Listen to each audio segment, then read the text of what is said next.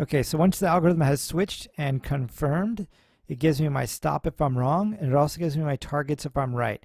There's 1, 2, and 3 right here, and sometimes I get even more than that.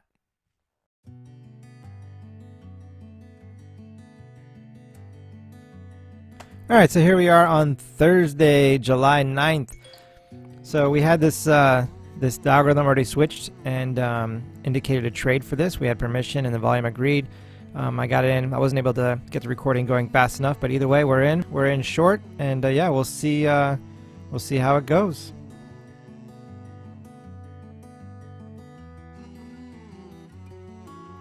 All right, so it went through my my target area, and it started to back up. I wasn't fast enough to get my stop in. I should have just had it as set it, forget it probably, but I wasn't fast enough to get it in.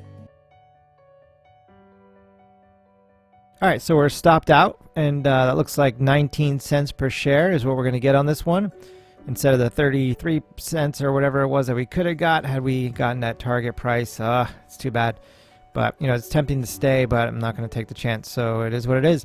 So 19 cents per share is what we got. All right, we'll see if something else shows up. All right, so that's going to do it for me today. No more trades today. You can see what the S&P 500 looks like today. It's been pretty crazy.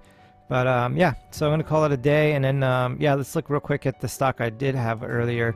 And you can see how it really broke down. So, yeah, trading's 2020. I wish I was still in the trade, but I'm not. So I'm just going to take my 19 cents, be happy. Friday, tomorrow I'm not going to be able to trade, I don't think, unless something pops up when I happen to be available at the computer. So I doubt I'll trade Friday. So we'll probably see you on Monday, and that means this week will be up 43 cents per share for the week. So pretty good week, and yeah, keep it going. All right, everybody, have an awesome weekend.